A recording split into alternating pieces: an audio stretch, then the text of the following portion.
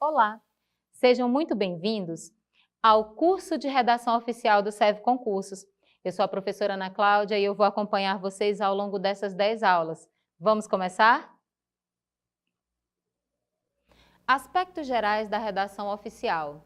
Bom, para entender a redação oficial é preciso conhecer o manual que dá base para toda essa discussão. Nós estamos falando do Manual da Presidência da República.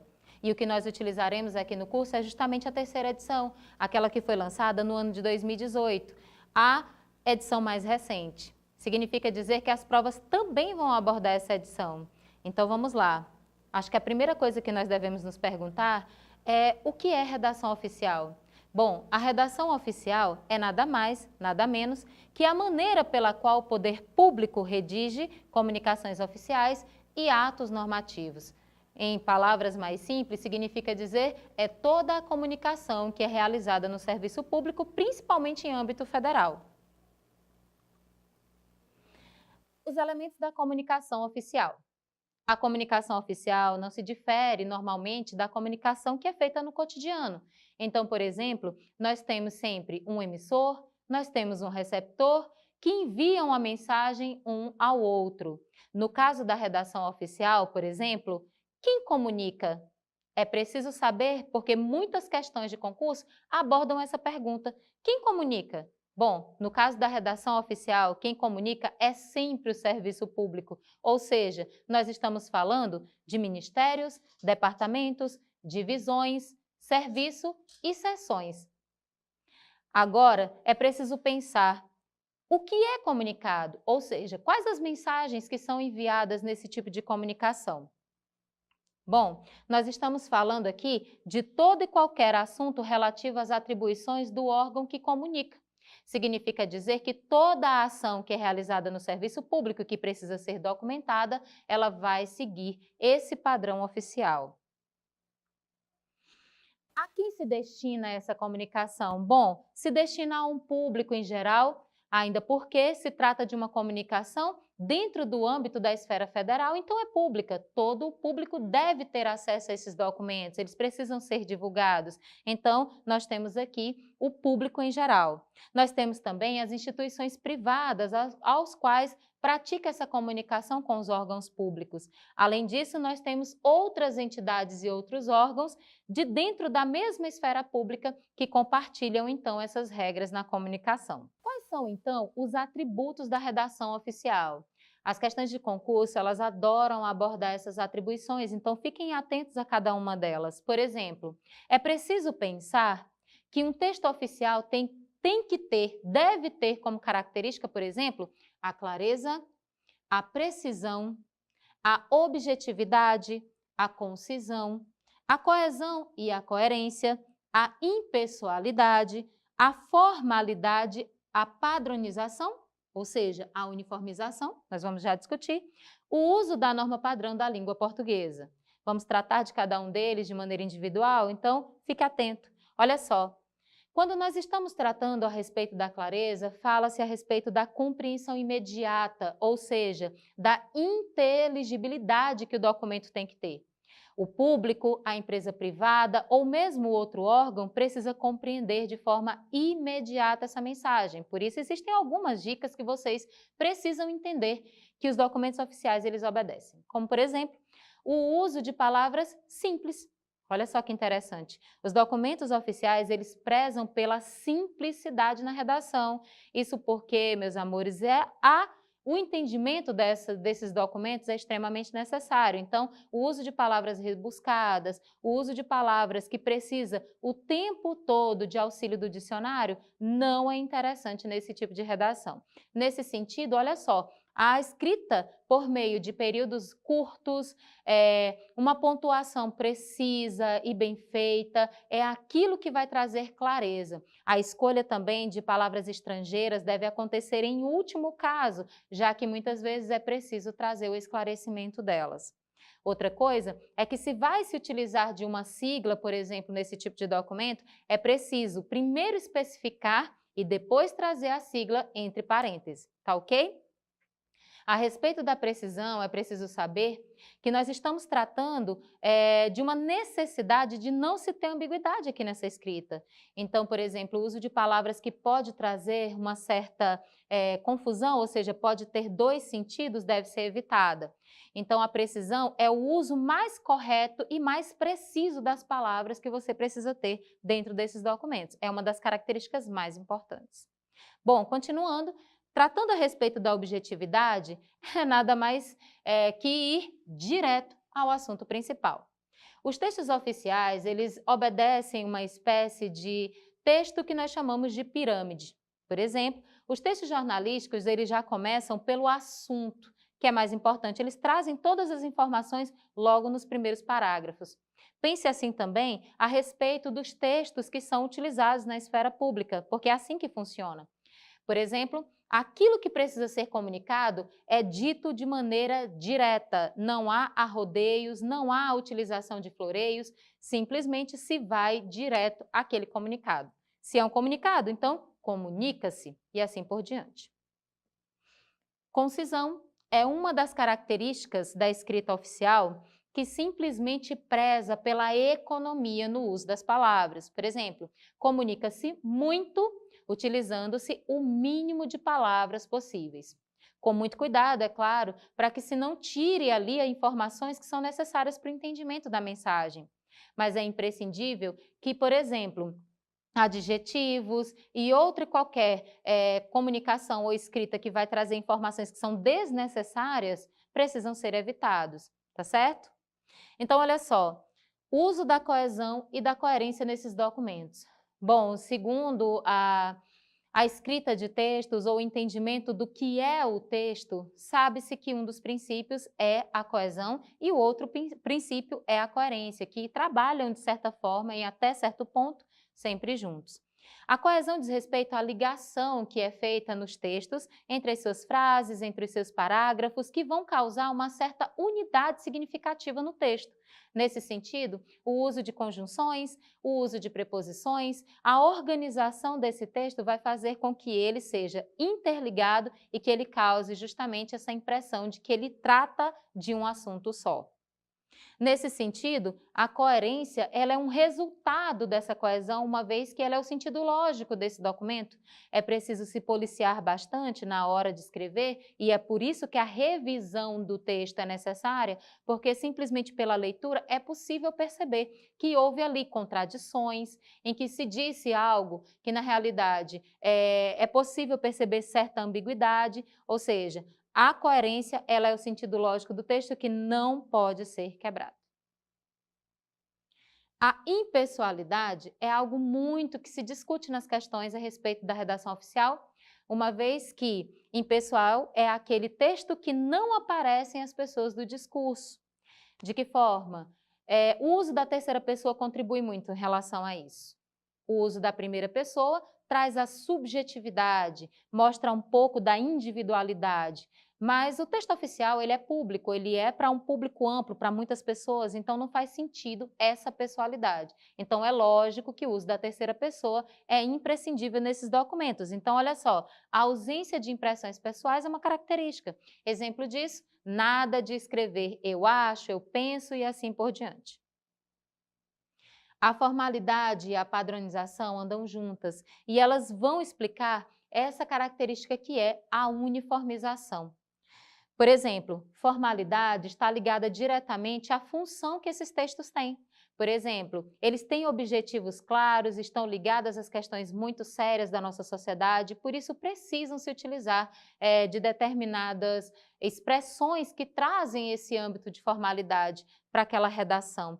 E a padronização diz respeito ao fato de que esses documentos eles precisam ser redigidos da mesma forma, eles precisam ser formatados da mesma forma, para que eles possam ali transitar em ambientes públicos de maneira mais geral, de forma a não trazer nenhuma discrepância, para que também não cause prejuízo de maneira nenhuma à validade desse documento, muito menos aquilo que é comunicado naquele documento.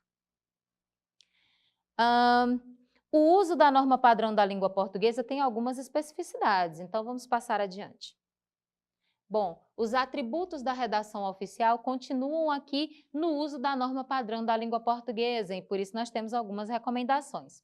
Por exemplo, a língua culta é aquela que é contra a pobreza de expressões. Mas não significa dizer que na construção do meu texto oficial eu precise, de forma direta, por exemplo, trabalhar com expressões extremamente cultas e que tragam alguma dificuldade de entendimento. Então, a escolha de palavras mais simples, como a gente estava abordando lá no princípio da clareza, é extremamente necessário. Então, por exemplo, se eu preciso escrever o meu documento, entre uma palavra que é culta, mas que é de difícil utilização ou de difícil compreensão, eu vou ficar com aquela palavra que é muito mais simples de entender, porque o princípio da clareza é aquele que rege tudo nesse tipo de documento, tá? A norma padrão culta, né? Ou seja, a utilização desse padrão culto não significa empregar a língua de modo rebuscado ou utilizar figuras de linguagem próprias do estilo literário.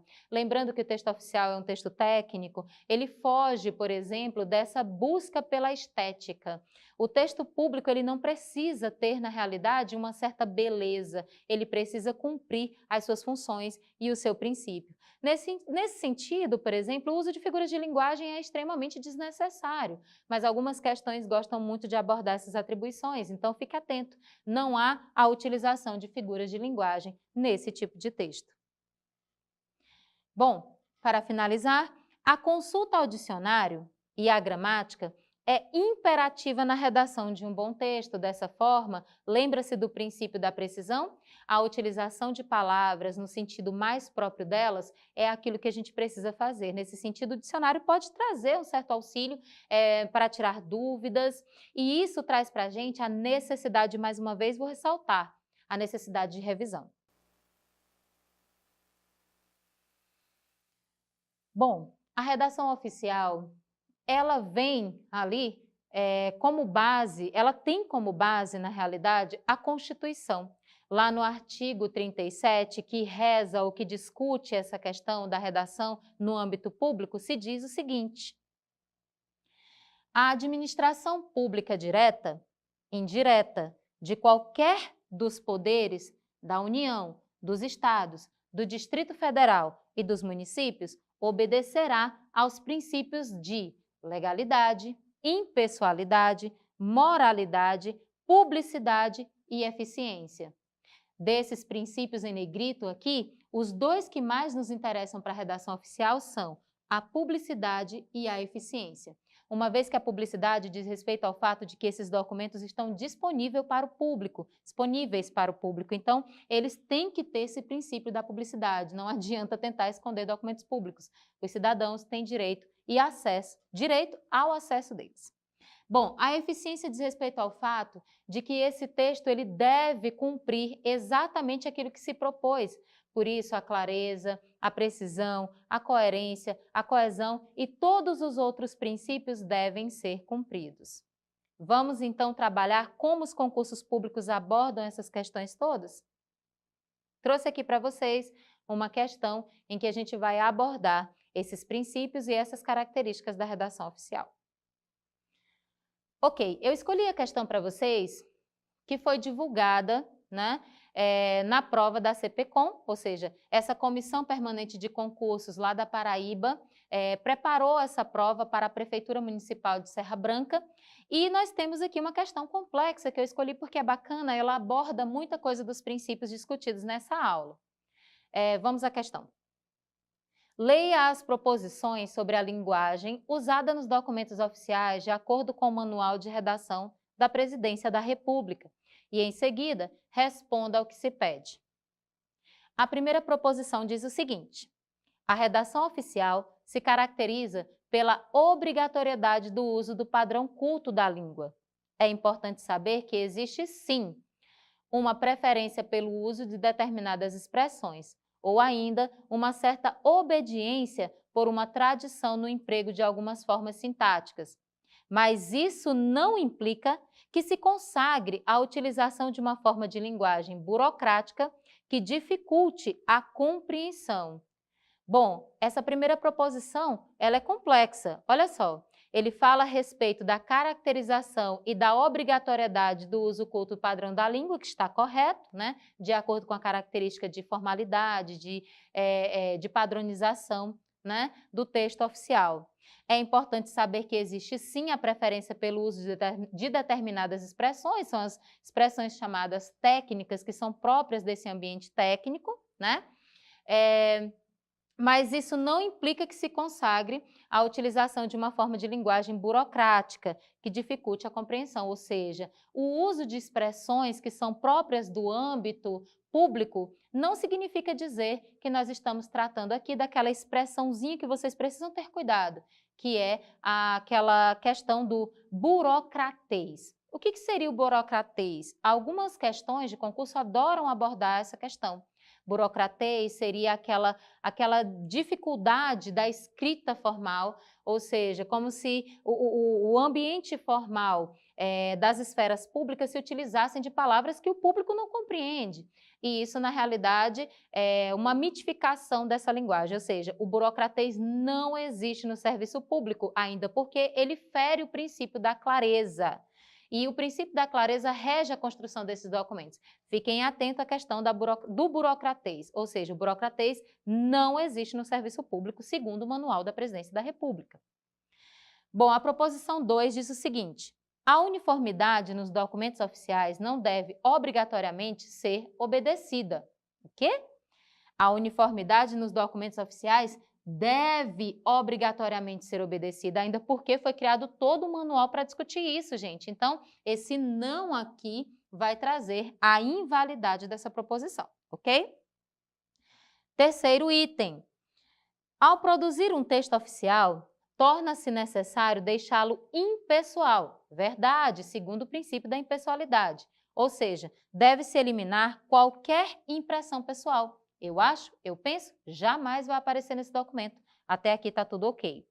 A redação oficial deve ser isenta da interferência da individualidade. Então, está tudo ok nessa proposição. A 3, ó, correta. Quarta e última.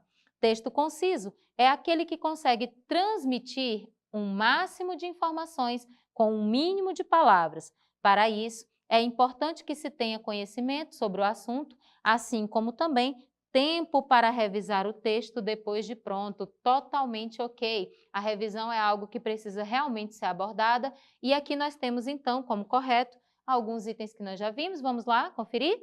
Está correto que se afirma onde? Letra A, ó, 1, 3 e 4. Meus amores, foi um prazer estar com vocês aqui nessa aula. Nos encontramos na próxima aula, continuando discutindo a respeito da redação oficial. Tchau!